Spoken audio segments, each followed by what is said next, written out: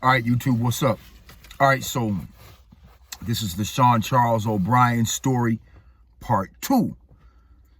I really didn't mean to cut it off there like that, you guys, but my memory ran out on my phone and stopped the video, so that's just where it was supposed to stop for that time.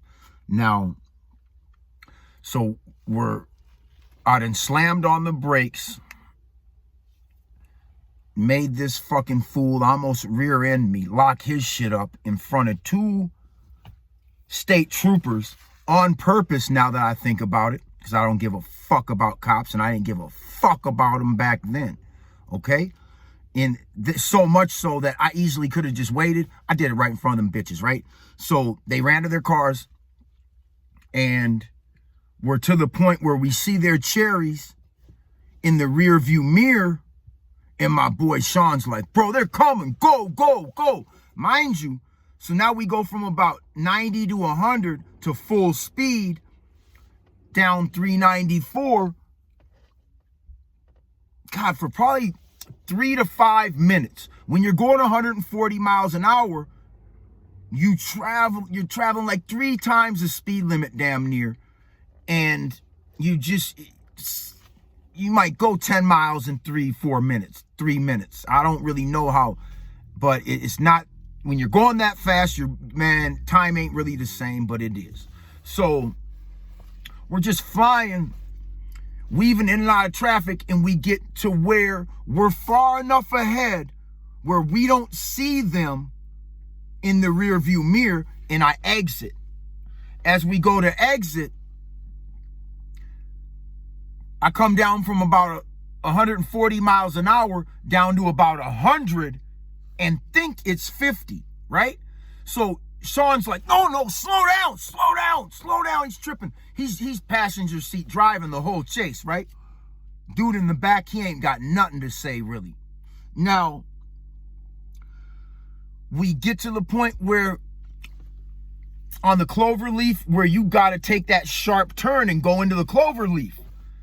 Man, I probably was still going maybe 50 miles an hour. So as we're coming up on the exit, I lock them up, and my tires slide for probably at least a whole football field. I shit you not. I should have. See, I wasn't the greatest driver back then, so I should have been pumping the brakes, right? When I let off the brakes, the car and hit the Cloverleaf, the car started to fishtail. I maintained it, gained control, but right away, I felt my front tires going because I wore the tread all the way off the tires when I locked them up, that position that was on the pavement got wore all the way flat. That's how far we slid, you guys. So I destroyed my tires, but they weren't flat. But the part where the tread was flat. I've never done that to tires ever in my life, you guys. We slid that far going that fast. I underestimated how fast I was going. Man. So if he wouldn't have been telling me slow down, we would have launched it and just landed in a ditch. Bottom line, I was going too fast coming into the exit. I was going way too fast. I was going like a buck. You guys, I don't know how fast this car was actually going. I don't know.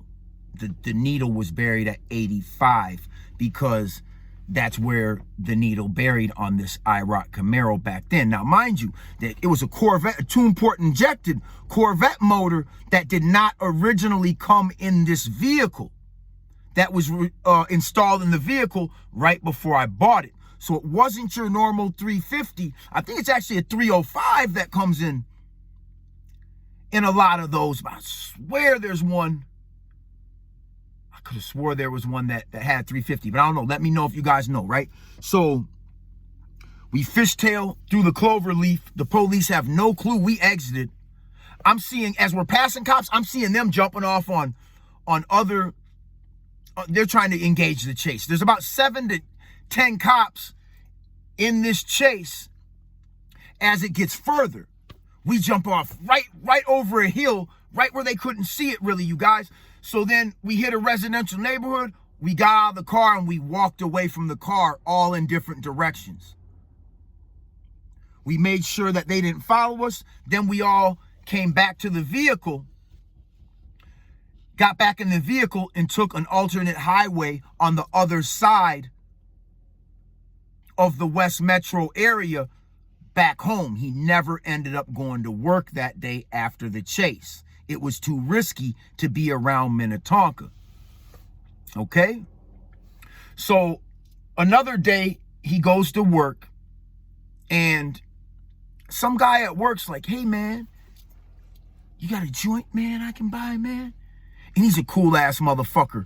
And if you're the right person, and he had no reason to sell this guy a joint, you guys, except for just to probably try and be friendly, let people know he was cool or whatever, because he did not need the $5, right?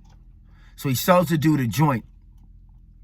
About an hour later, they call him in the office, and the Minnetonka police are in the office. And they're like, yeah, you sold this guy a joint. You're under arrest for a felony sale.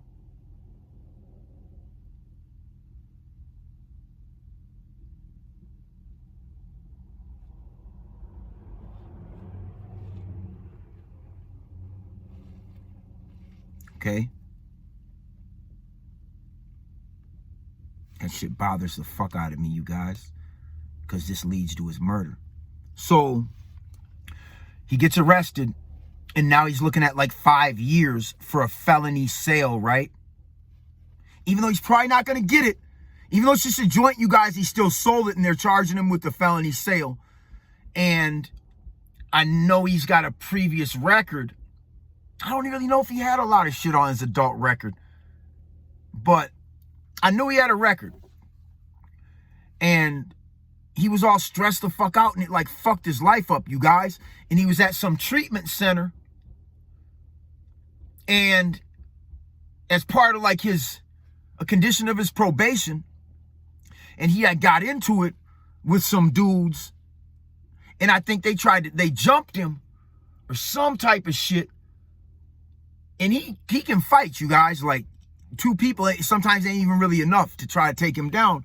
But I think he was just like, fuck this, I'm not going to stay at this place. And he left the treatment center and ended up going on the run.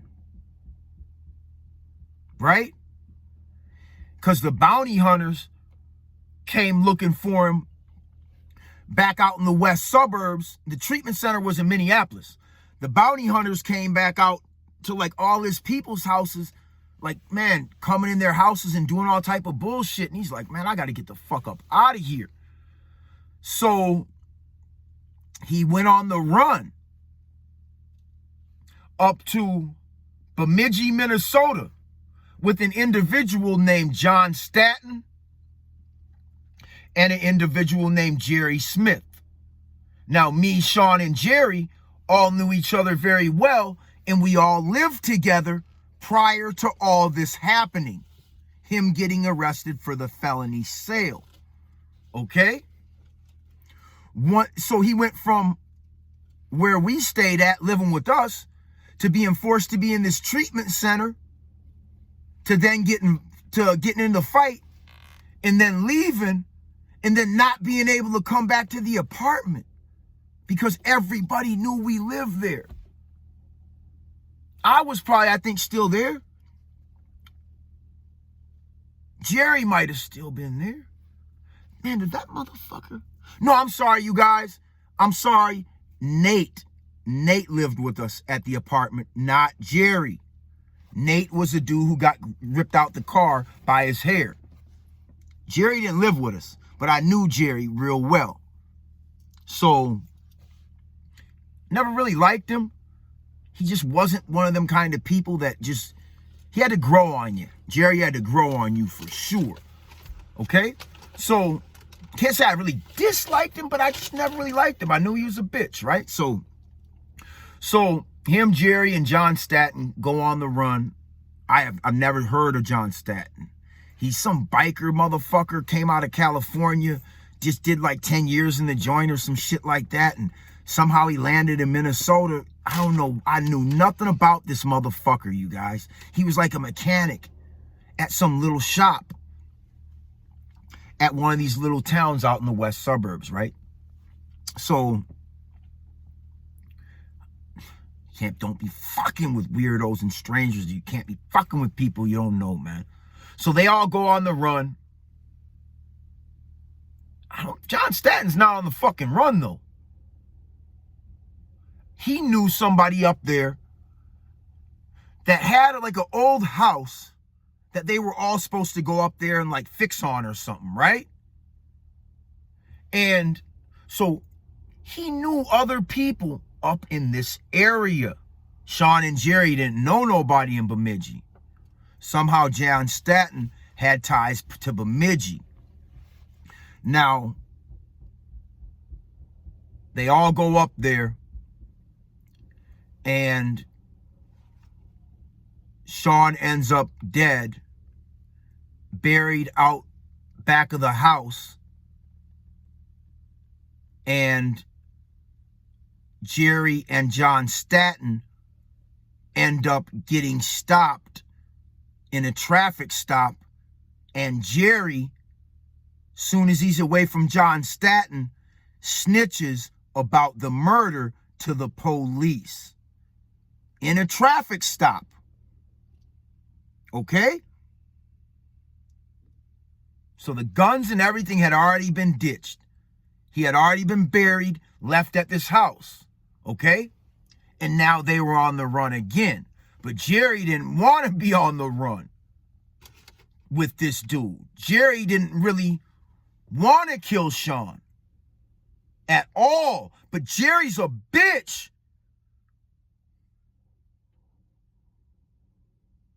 Jerry's a bitch, man. So I only hear about details of this homicide. One of the details that I heard, pay attention to this, was like his foster mother said that when she identified his body was badly, badly beaten. I know I remember that being a detail, right? So Sean gets cremated and we never see his body. The one person that seen his body said it was badly, badly beaten. He was buried for 4 days before they dug him up. So I don't really know what happens to your body in 4 days or what they can tell as far as trauma. But she said he was badly, badly beaten. I never heard this out of her mouth. I never really spoke with this woman like that. This is just a rumor, okay? This is just what was, I'm just gonna say this is just what we all heard around town. I didn't know if it was truth or a rumor because I never saw his body because it had to be cremated. Now, when he got cremated, he wanted us to smoke his ashes, but his stepmother was like, nope, and didn't grant his final wish. So, fast forward to about 99. I'm in the county jail. Jerry has been gone since the homicide up in Bemidji, Minnesota. Him and John Stanton are held without bail. Now,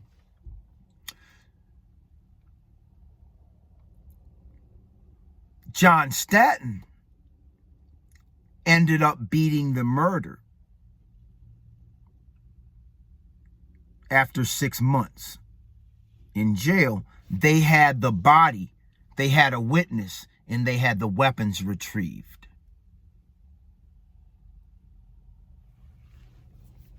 I never understood how the fuck could you beat that murder? Right? Just was puzzled and was like, damn, like, what the fuck? Now, Fast forward to the county jail.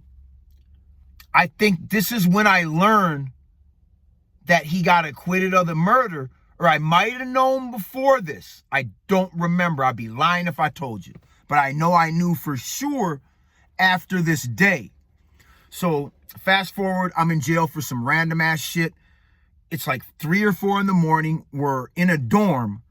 There's people in the little boats because it's full of space. Everywhere's full. Some guys come in at like 1 a.m. They get their little areas ready or whatever. They do their thing. They all lay down, go to sleep. Or I don't know, anybody could have been sleeping with my loud ass telling war stories and shit. But they were all trying to, right? So I think I was telling the war with the native story that freshly happened to my bunkie on the lower bunk, right? All of a sudden,